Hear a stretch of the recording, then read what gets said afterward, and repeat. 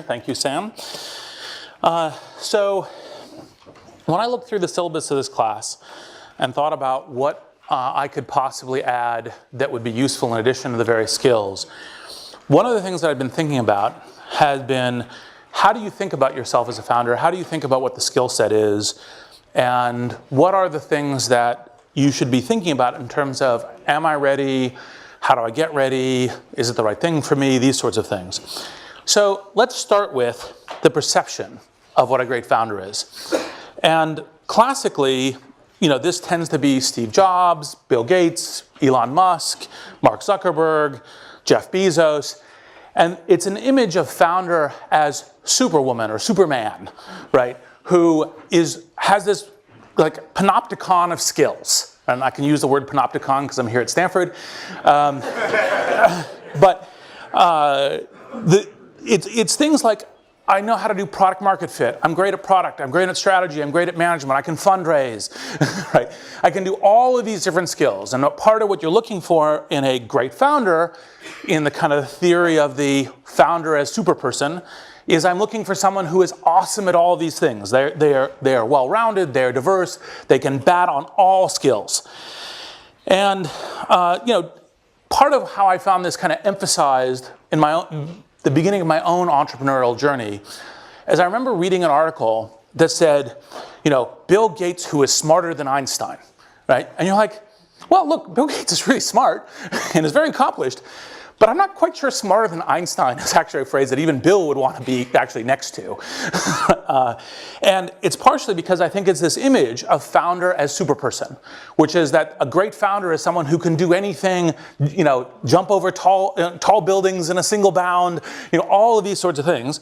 And the reality, right, is a founder is someone who deals with a ton of different headaches. And no one is universally superpowered. Generally speaking, you hope to have a couple of superpowers, some things that are unique edge to you, some things that are unique to the problem that you're trying to solve, some things that may help you give an edge, because actually competitive differentiation and competitive edge is super important. But it's not actually, in fact, a function of genius. And matter of fact, frequently, it's very hard to tell the difference between madness and genius, because usually it's the results that play out. And sometimes when you're dealing with uncertain environments, you may even be genius and later be thought to be a mad person, or you may be a mad person and you turn out to be lucky and you're later thought to be a genius.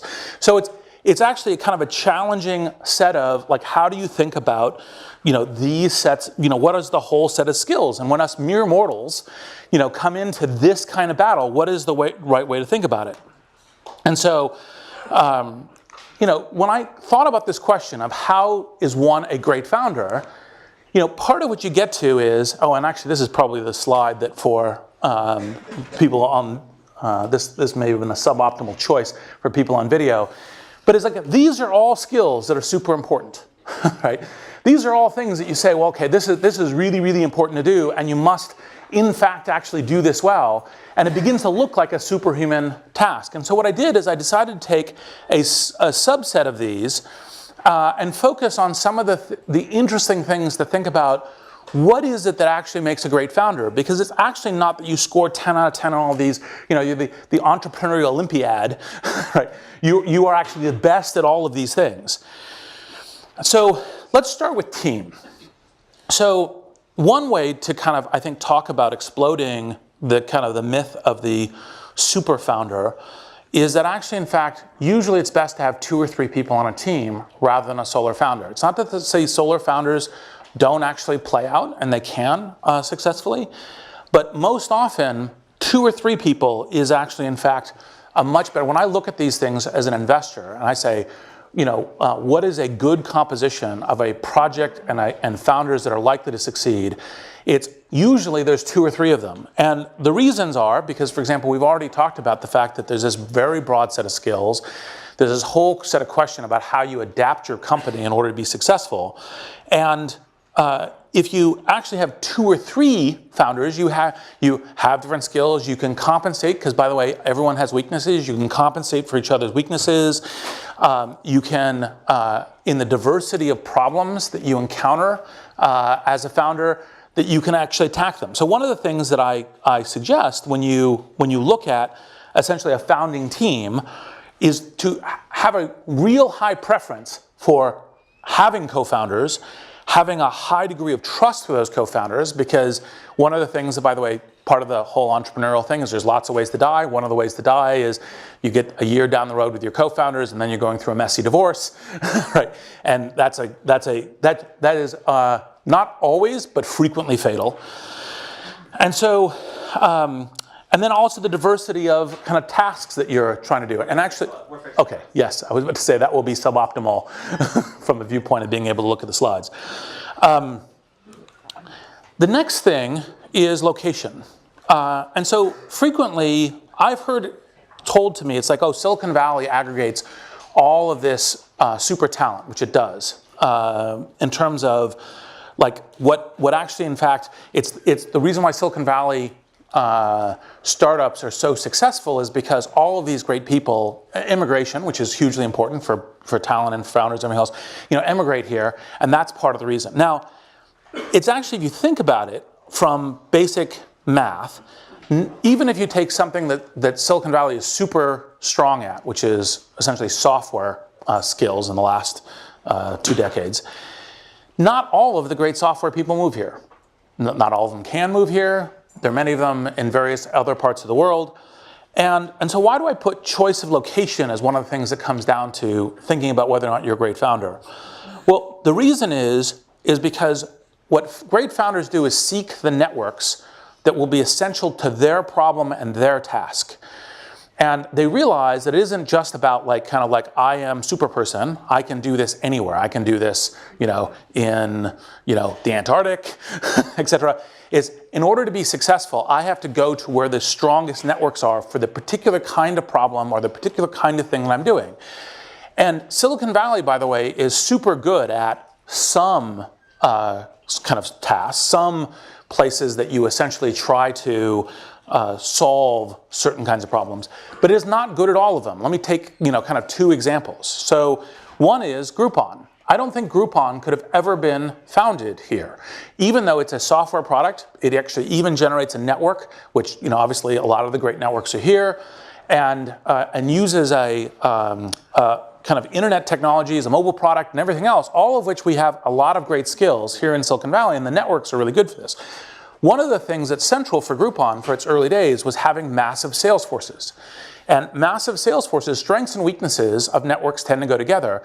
Silicon Valley tends to be pretty adverse to plans that involve we're going to rent a 25-story building, and in 20 of those stories, we're going to have floors of salespeople, and that's how we're going to get our thing going. That kind of plan here tends to not get a lot of interest, tends to get a lot of criticism, tends to not have talent aggregate to it, tends to have financiers talk about things like capital efficiency and network effects and other kinds of things that are key here. And so it's actually not a surprise that actually, in fact, Groupon was required to be actually in Chicago, which is really good at this, as a way of actually kind of getting going and showing that even software startups can be in other places. But even if you begin to think about it, you say, okay, well, what kinds of other kinds of startups would someone be an idiot to move here to do?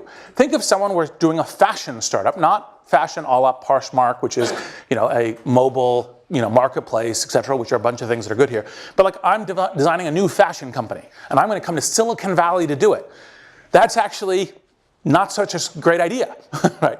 And as I said, the fashion company might be a great idea, but you want the networks that support what you're doing. And so part of the reason why where should I locate my startup is a test for thinking about am I a great founder, is because part of what happens when you're actually founding a company is you're going, I will go to where it's successful to be, because the metaphor that I frequently use for entrepreneurship is jumping off a cliff and assembling an airplane on the way down. And the reason is because it's hard. It has a quasi-mortal exit by which you're default dead. And so you're taking every possible chance to actually win. And so great founders go, look, I'll move to what the network is. And that network is, this graphic is frequently Silicon Valley. But for tech startups, for mobile, for networks, for marketplaces, this is a really good place to do it. For a bunch of other things, you should think about whether or not it's a different location. Now here's something that, it's very in vogue, very conventional to say you're contrarian these days. And so let's talk a little bit about what contrarianness actually in fact is. So it's actually pretty easy to be contrarian. It's hard to be contrarian and right. And in particular, when you're thinking about, is my idea contrarian or contrarian enough, it's how does a smart person actually disagree with me, right? Because if you can't think of a smart person who isn't like ignorant or just crazy or something else, but is a smart person who is somewhat expert in this or thinks that your idea has some serious challenges, then it actually isn't contrarian. Right, so contrarian is always, actually this is one of the things that Sam and I talked about at startup school, is contrarian is actually relative to an audience, right? So when you want to be, when you're thinking about contrarian in terms of like a really good contrarian idea, it's like, okay, what would other, say it's consumer internet, good consumer internet people think is actually in fact not yet a good idea? And part of when you think about contrarian is to say, okay, what's the way that, what do I know that other people don't know? Because it isn't just oh, I'm brilliant and other people aren't, and that's the reason my contrarian thing is right. That's a very bad test. Might happen to be true. Of course, lightning could also strike you in the field, right? So think a lot about like, what is it that I know that other people don't know? So for example, in the very early days of LinkedIn, part of what I advise all founders to do is go talk to every smart person who will talk to you and give you feedback. So at LinkedIn, I walked around and said, here's my idea, what do you think? 2/3 or more of my network, including some of the very, very smart people, all thought I was nuts. And the reason why I thought I was nuts was because they said, well, look, it's a network product. It's only valuable with a bunch of people in it. First person, no value. Invite second person, first person in it, no value for either of them. They already know each other. When do you actually begin to deliver on your use case, which is like 500K to 1 million people, right? And so you're never going to get to size. It's never going to grow. Now, what I knew that the critics didn't know was that I could think of a set of different ways by which people say, look, it's pretty easy to say, look, I believe in the vision of this, or I think it's interesting, or I think a product like this should exist, or I'm willing to play around with it. And I can leverage those sets of interests to grow the network to get to enough size that you could begin to deliver on the value propositions in which LinkedIn had. And that was the specific thing that I knew that the critics weren't thinking about. And so when you think about being contrarian, you have to think about how is it that smart people disagree with me? They disagree with me from a position of intelligence, right? And there's something that I know that they don't know that actually in fact will play out to be true. Now, in this case, in general, as a founder, it's good to be contrarian in the real sense and right. Now, the other last part on the contrarianness is to think about there's lots of different ways to be contrarian. So for example, a frequent one will be like, oh yeah, that's a good small idea, but actually, no, it's not small, it's large. Or, actually in fact, you can assemble the talent, or while most consumer internet startups tend to be, like for example, there's another LinkedIn example, tend to be only successful with their rocket ships, actually a gradual compounding curve can actually be very, very valuable. LinkedIn never had its rocket ship moment. It was kind of compound year by year, but that in the consumer internet tends to be atypical to the pattern. So here you begin to get to a bunch of sorts of problems that essentially founders run into, which is like, well, should I be doing the work or should I be recruiting people and delegating the work? And classically, the answer to this is, actually, in fact, you need to do both, right? And in fact, not only do you need to do both, you need to do sometimes one at 100% and sometimes the other one at 100%. And sometimes, even though this is not so good at math, both at 100%. And so what you'll see is this is actually classic when you begin thinking about what is a great founder, is you navigate what is apparent paradoxes. So another one that I frequently talk about is you got to be both flexible and persistent. And the reason for this is entrepreneurs are frequently given the advice to have a vision, stay firm against adversity, realize that you have this vision that is contrarian to what other people think, and just stay on track, get through the difficult times and get there. The other piece of advice given with equal vigor is listen to data, listen to customers, pivot, be flexible, right? Part of the thing that this comes out to being in terms of being a great founder is to say, well, when should I be persistent? When should I be flexible? And the vehicle that I most often use for this is, you should have on a project you're doing, like a company, an investment thesis that essentially says why you think, possibly contrarian, why you think this is potentially a good idea. It should include what you know that you think other people don't know. And then, as you're going into the battlefield, you go, am I in fact increasing confidence in my investment thesis or decreasing confidence in my investment thesis? Because if I'm increasing confidence, then stay on track, be persistent. And by the way, sometimes even with adversity, your confidence can increase. If it's decreasing, that doesn't mean jump out. PayPal, LinkedIn, Airbnb, a whole bunch of startups I've been part of have had months where you were like, oh my God, why did we ever think this was a good idea? It was kind of a valley of the shadows moment. So like, for example, in PayPal, it was August 2000, we were burning $12 million in 1 month. The expense curve was exponentiating. We had no revenue, decrease in confidence.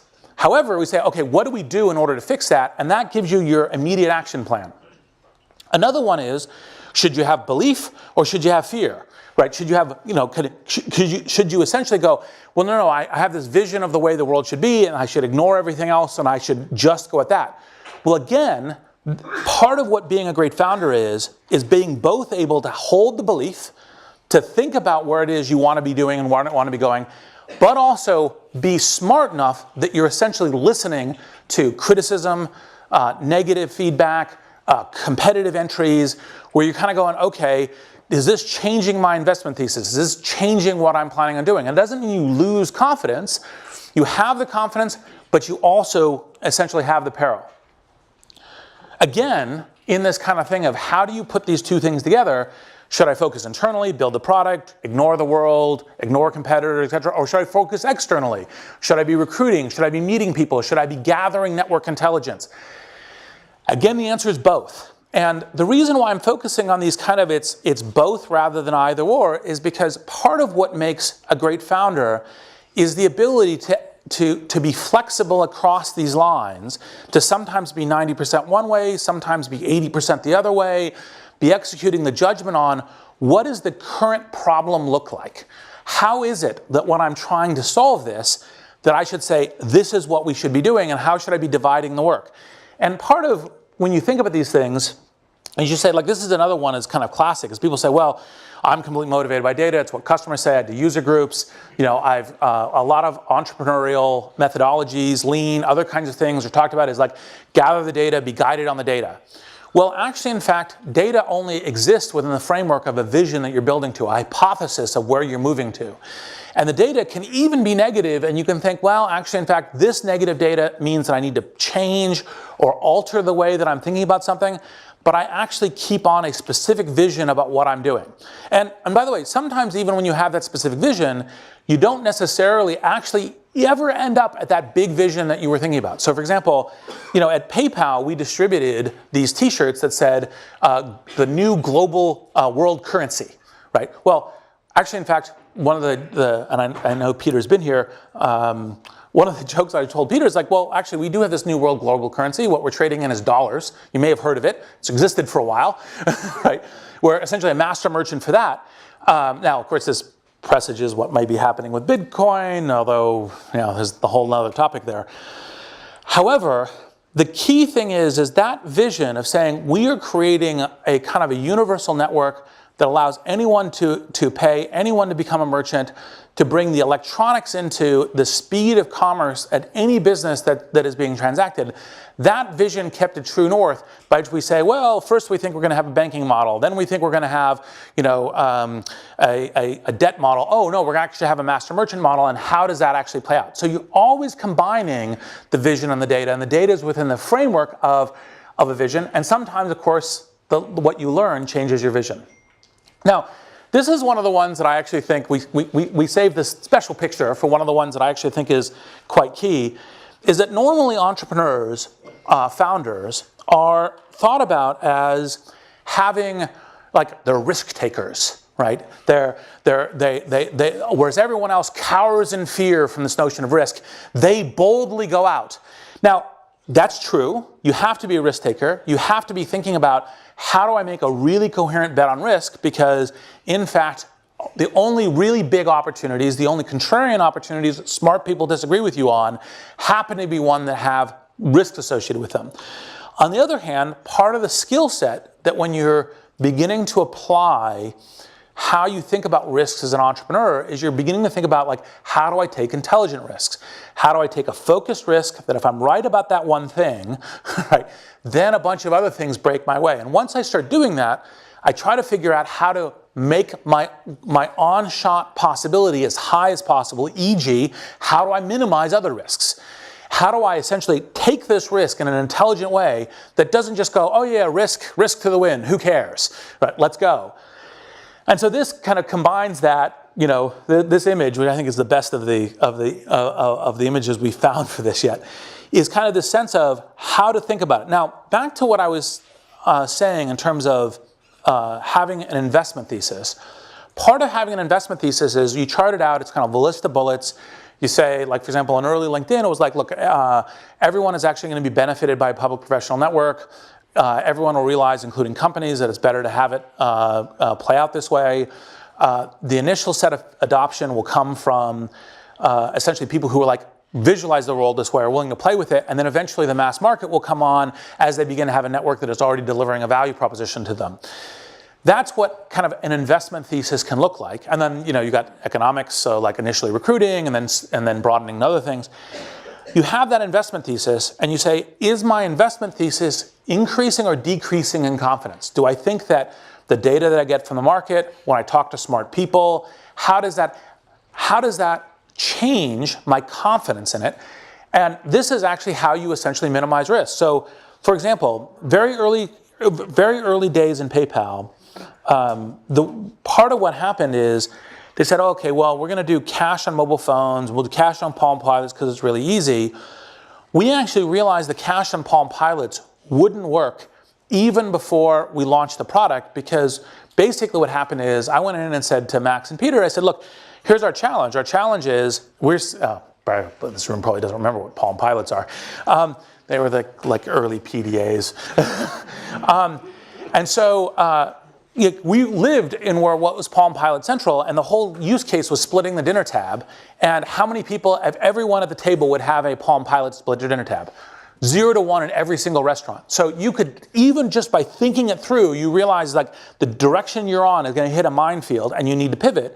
And that's when Max Levchin came up with the idea of saying, actually, in fact, we could sync by emails. We could have email payments as the backbone of this. And we're like, oh, that's a good idea. And of course, that's what the whole thing kind of pivoted into. And that's part of thinking through minimizing the risks as you're actually executing. Here's another one that's kind of classic, which is, well, should I have this long-term vision or should I be solving local near-term problems?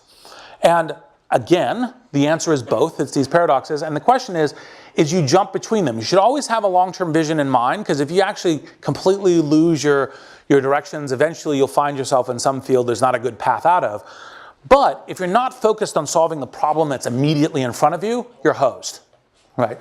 And so part of the question about how you put these things together is you say, okay, short term, what's the thing I need to be doing today? Have I made progress today? Have I made progress this week? But is it largely on path? So I'll give you an example of how this plays out in terms of financing or in terms of strategy. So people frequently think product strategy is fundamental to how startups, like I have a product idea, that's the thing, I'm a founder. Actually, in fact, the next level down on strategy is usually product distribution, whether it's consumer internet or enterprise or anything else, because actually, in fact, no matter how good your product is, if it doesn't get to customers, you're hosed. So usually you have to have product distribution is more fundamental than the actual what the product is. And the one below it is financing. And the reason why it's financing is if you run out of money and the whole effort goes away, even if you have a really good idea, it doesn't work. So frequently when you're executing on a good strategy, you're actually, in fact, when I'm raising money, this fundraising, I'm thinking about the next fundraising. I'm thinking about how I'm set up for it. I'm establishing relationships that would be key to that. And I'm not executing like, oh, the only thing that matters is I get to the next fundraising, because you have this business that you're building. But I'm thinking that as a core strategy in terms of how I'm executing. And frequently you're thinking about, okay, how does my product distribution work such that the financing works well? And that's kind of how you architect these things together. So how do you know if you might be a great founder? Well, you should have some superpowers. It's generally speaking in software useful to be a good product person. It's useful to have good skills about kind of leadership, of bringing networks in, of persuading people. And it's useful to be able to, and this is kind of the most fundamental, is recognize whether or not you're on track or not. To have both that kind of belief, but also paranoia about, am I tracking against my investment thesis? And when you do that the right way, and you're learning, and you're assembling people, and you're assembling networks around you, that's generally speaking how you end up being a great founder. Now, classically, and I deliberately put up 5 white male pictures, is classically you have a kind of these are the iconic founders. But in fact, founders can be very diverse. They can be extraordinarily talented at different areas because there's different kinds of entrepreneurial companies. There's different kinds of problems that they're trying to solve. And I don't just mean diversity in terms of classic, kind of gender, race, etc. Diversity in age, diversity in experience. Jack Ma was a teacher before he got into this. That's the kind of thing that you should think about. And so the question is how you cross uneven ground, how you assemble networks around you, how you get people to assemble this. It's a constantly changing problem to face when you are trying to found a company. And so I think the thing that I was trying to get people to think about with this is to say, there's not one skill set. There's an ability to learn and adapt, an ability to constantly have a vision that's driving you, but to be taking input from all sources. And then to be creating networks around you. And that's essentially what makes a great founder. And your ability to do that while crossing uneven ground in a fog, which is kind of the way that entrepreneurs, because you don't really know, like, did you always know this was going to work? No, unless you're crazy, right? Although sometimes crazy works. So with that, I will now go to a few questions. But it was kind of this mindset of founders, which is kind of key. And if there's no question, here. I'm curious about how in LinkedIn, how you targeted the early adopters, you selected and came up with a strategy for getting the right early adopters that you knew would strengthen your investment thesis and really help it take off. Because it seems like every startup faces that. Yep. That same challenge. So one of the really fundamental things is to think about product distribution as key. And for LinkedIn, we had a couple things going for us. So one, the web was boring in 2003. That basically what happened is everyone had thought the consumer net was over, and so people were doing clean tech and enterprise software and everything else. That's a much harder problem now, because everyone thinks the internet and mobile is interesting. And so breaking through the noise is really key. So the strategy we used wouldn't work. We just actually sent out some invitations to a group of people, and then tuned the mechanism to have, and did PR to get people. Like, one of the decisions we made early that was right was to say, should we only allow it as invite only, or should we allow cold signups? The reason we should allow cold signups is because the people who are super enthusiastic about this weren't necessarily the people we know, so they would sign up and spread it. That sort of thing were all the kind of decisions we made. Now that challenge is much harder, because the challenge when you think about product distribution is how are you competing for potential customers or potential members' time? And what do they think, what do they have to believe in? Back in 2003, it was like, well, a professional network, that's potentially a good idea, what the hell, I'll play with it, there's not a lot of other things for me to look at. Today, there's tons of things. And so your strategy today when you're looking at product distribution has to be, what is my really decisive edge? What is the hack that I know that other people don't know? So. As an investor, when someone comes to you, how do you tell he's a good founder or not from just like a half-hour pitch? So how do I know if someone's a good founder or not?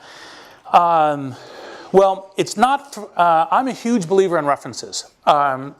Usually, I only ever. Well, actually, no. 100% of the time in this case, I only meet with someone when they come to me through a reference. So one of the things, by the way, is after this I have to run off because I have a meeting that I need to get to. If you want to actually get time and attention with me, find a reference. It's not a pitch to using LinkedIn. It's a question of, this is how you sort out time. You can find like Sam knows me, not to throw Sam under the bus, right? Yes. And so a reference to me is, in fact, the way that I do this. And so, for example, when I met with the Airbnb guys, part of the reason why I could interrupt them 2 minutes into their pitch and say, I'm going to make you an offer to invest. I want to hear the rest of the pitch because I think what you're doing here is magical and awesome, was because I'd already had references on them. Like that was only 2 minutes, not even 30 minutes, because I already knew about them before coming in. And by the way, by and large, some version of that is true of most of the great investors. And it's that network that's really key. I think there was a question over here too. Here. So would you consider density of insight to be a strong signal for great founders? Density of insight is a strong signal for great founders. Can you say another sentence? So being able to distill a thesis out of a whole variety of observations, so nail it down to a concise sentence. Well, I would definitely say that the ability to say coherently what you're targeting and to articulate something that isn't trying to boil the ocean or a Swiss Army knife approach, but is like one focus, like, look, if we're right about this, then it works. That is actually pretty important to being able to judge a founder. Because if you don't have that level of clarity, you're not going to be able to assemble the network behind you. You're not going to be able to get investors, you're not going to get employees. You have to be able to articulate a very clear mission about what you're doing. And insight is helpful, although a little bit of this depends on the stage. It is always, if I find myself attracted to founders who've analyzed the problem a good way, but frequently I've seen great founders who do not present good analysis, but have an instinct about what they're doing, and so you more chart what's going on around them. When LinkedIn had like 5 years of like, I guess, wrap up time, like what kept you going to like keep like doubling down on the original? So how did I keep persistence when? Because actually LinkedIn went through, let's see, for those who remember, we were treated as the little alternative to Friendster, then to MySpace, then to Facebook, right? So we had a lot of different, like, we are the little teeny one next to these respective giants each of the time. Ultimately, for me, when I was thinking about LinkedIn, this gets back to the investment thesis as a mechanism. I continued to believe the right economic system design for every individual's life and for organizations' life is to have public professional profiles. That world is the way the world should be. Everyone's much better off with it. And we are getting closer to that than everyone else. It may be that it hasn't taken off as fast as I liked. It may be that the general world is going, oh, this social stuff is really interesting. We could only get in the news in the summer of 2003 by saying we were Friendster but for business, which is completely like nonsensical once you begin to, you begin to look at the thing. But it was like, okay, we'll cover you because it's Friendster but for business. And that was important to begin to get people to pay attention to us. And so the confidence was that world, I still have confidence to believe that it should exist. And no one is getting closer to it than we. It's taking us maybe longer than I'd hoped to get there, but that's okay. So, same. When you get it wrong, when you meet a founder that you think is going to be really good and seems to be able to move between these opposing forces, yep. And on paper seems like they're going to go the distance, what is it that makes you get wrong about someone that looks good at first observation? Well, to some degree, you can only fully cross these kind of minefields by actually going and doing it, right? So you can be wrong about your hypothesis. The kinds of things that frequently get wrong are when you think that a person, because they, like for example, one of the tests that I frequently use in an interaction is I push on the idea some. And what I'm looking for is both flexibility and persistence. I'm looking for, no, I have conviction in what I'm thinking and I'm arguing it, but I'm listening to what you're saying and I'm adapting to the concerns and whatnot of how you think about that. Sometimes you'll find someone who says, look, I've learned to mimic that behavior. So I've learned to say, for example, I've learned to look like I'm reasoning with you and I look like I'm thinking about the challenge you bring up, but actually, in fact, I'm ignoring you. Right? And ignoring me, that might be fine. Right? Ignoring the world in general is usually a disaster. And so those are the kinds of things that in the measurement you can see essentially getting wrong. But usually the kind of thing, like most often, like kind of reference questions I ask about founders is like adaptability. Like one of the phrases that I frequently look for is infinite learning curve, because each entrepreneurial pattern is to some degree unique and new, and can you learn the new one, right, is a way of doing it. And so, like, does the learning break down, or is there some major skill set? Is there an ego issue that gets in the way? Like, well, I must be the great, like everyone must adulate me, and that will cause you to behave wrongly in adapting to the problem. those kinds of things. I think I have one last question, the woman in the back. What makes a great co-founding team? And from your perspective, what makes a good partnership when you're evaluating how to be a great co-founder? Co-founding team, how to evaluate, and then how to think about co-founders. So the first thing is, it's super important that you collaborate really well. That was the kind of the point I was making during the team, the initial part of that, because if you in fact don't have pretty good serious trust, kind of a way of it's 150 that I'm supposed to end, right? 205. Oh, 205. No. I'll keep going. Sorry. I misread the time. So I will have time for more questions. Sorry, I was trying to be good.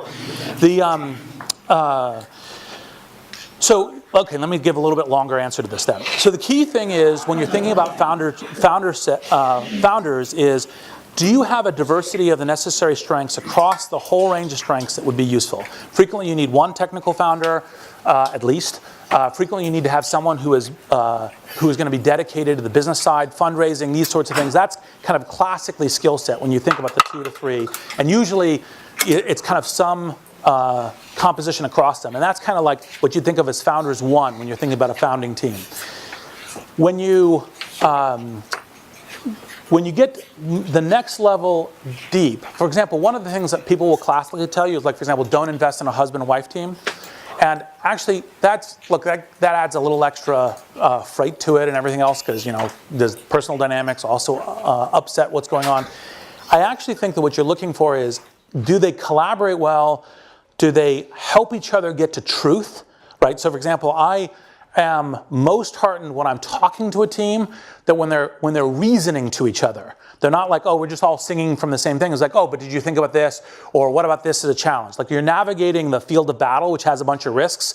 Like, for example, one of the things that was pretty common in PayPal is Max, who invented the fraud systems and everything else, would frequently come into Peter's office, Peter Thiel, Max Levchin, and say, look, here are some things that are going to kill us, and let me focus you on them, right? So it's not like we're all just kind of saying, oh yes, we're all singing our kumbayas, but we are adjusting to what is truth and what's the problem that we need to solve, what's the problem in the short term, what's the problem in the long term, and how are we tackling it? And that composition within a team, that collective problem solving, that collective learning is the kind of thing that actually usually makes great teams. Yeah, thank you for this wonderful lecture. I recall Peter Thiel says, we all dream of a flying cars, but we end up 140 characters. So I would like to ask you, how to identify the great founders in different sectors. Like someone might be in social network, like LinkedIn, like you, and someone maybe they are working on like, quantum computing or hardcore lab science or the mission to Mars or those kind of things. Yep. Do you see any common things or any different? So different founders, different areas, how do you identify them? So the talk was aimed at kind of what is unique about the mindset, I think, of founders that is great founder across all founders. That's part of what this was, an attempt to say, look, because there are differences. So for example, in software, speed to market, speed to learning is really key. In hardware, if you screw it up, you're dead, right? So accuracy really matters, right? Because if you build and ship the wrong thing, you're hosed. So generally speaking, as an investor, and this is part of the reason why a lot of investors have a certain set of things that they then learn pretty well and try to reapply, because they try to understand a domain well enough to be able to identify which are the founders in this domain that really matter, and if we're investing in this domain, how do we do that well? And so there are attributes that are unique per domain. So for example, like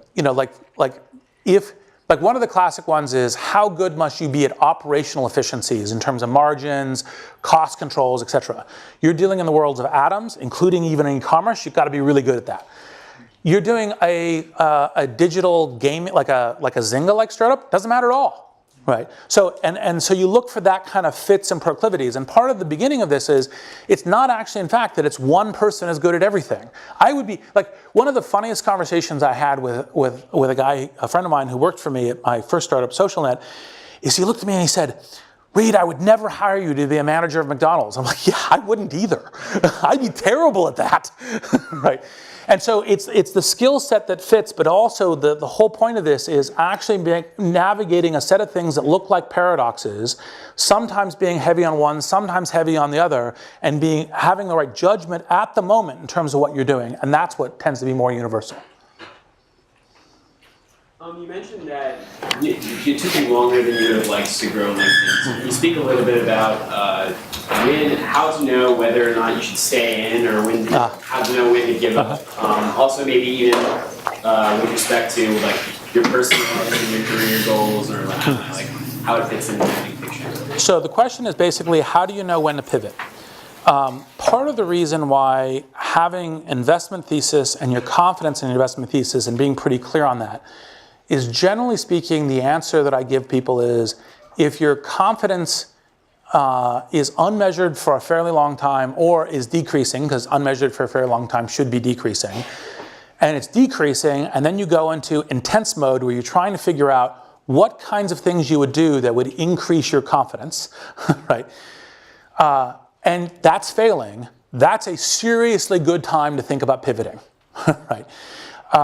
And you might have theses on, can we raise money? You might have theses on, what's the pattern by which the product distribution or growth or viral invitation or SEO or anything else will work?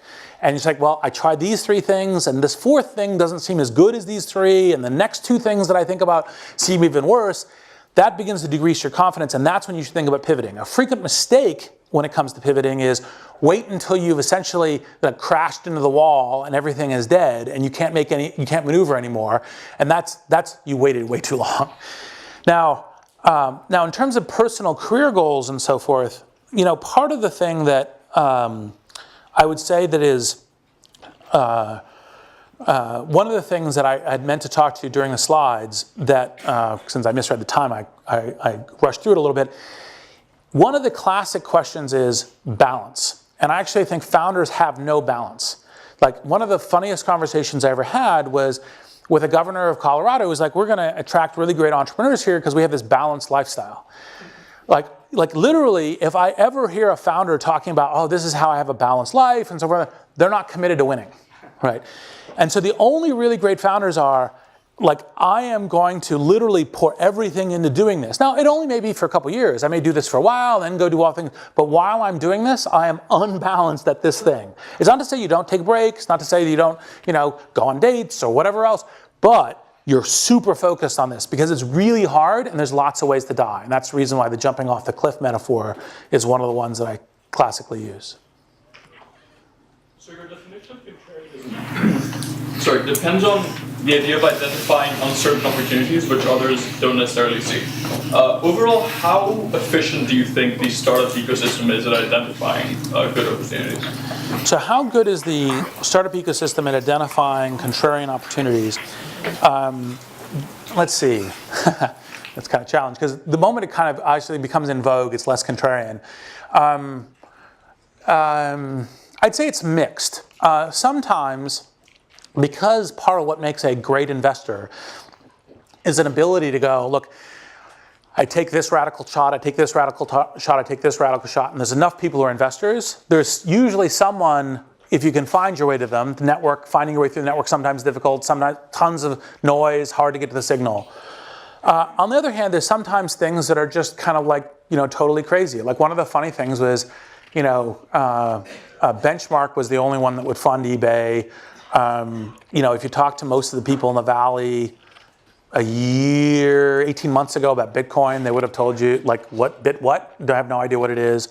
And by the way, it's still unclear how Bitcoin will play out, although I think the fact that there will be a distributed trust system on cryptocurrency is, I think, almost certainly going to exist in the world. And the real question is Bitcoin the first or last cryptocurrency? First, there's new ones and new features. Last, because it's the one that has network effects and is already going. And so I think it's pretty good with it. Frequently what happens is people think they're contrarian because they're doing something they think is in a unique combination. I'll give you 2 examples, and hopefully the founders of these people who sent me these I get about 30 pitches sent to me a day that I basically don't look at unless referral, unless something in the title makes me laugh, in which case I look at it mostly as comedy, and I'll share 2 comedy ones. One of them was wearable diapers, which was the, you have the computer monitoring, whether or not the kid is, taking a pee or a poop, and then let you know, and you're like, if you're that far away from your child and this kind of thing, it's probably a bad sign of other things. And then the other one was kind of customized e-commerce bongs. You're like, ooh, I got a contrarian idea. You're like, yes, you do, but not the right way. Right? So anyway, so I think generally speaking, the system's pretty good at it. In the back? Social net ahead of time, I guess. How do you think about creating markets versus discovering them? Yeah. Okay. So this is actually, it's a challenging question. The frequent, and it's a good follow on the contrarian thing. Like frequently, there's this classic thing of, oh, does the market exist yet? Is that because it's going to be huge or non-existent? The good news is it's usually one or the other, right?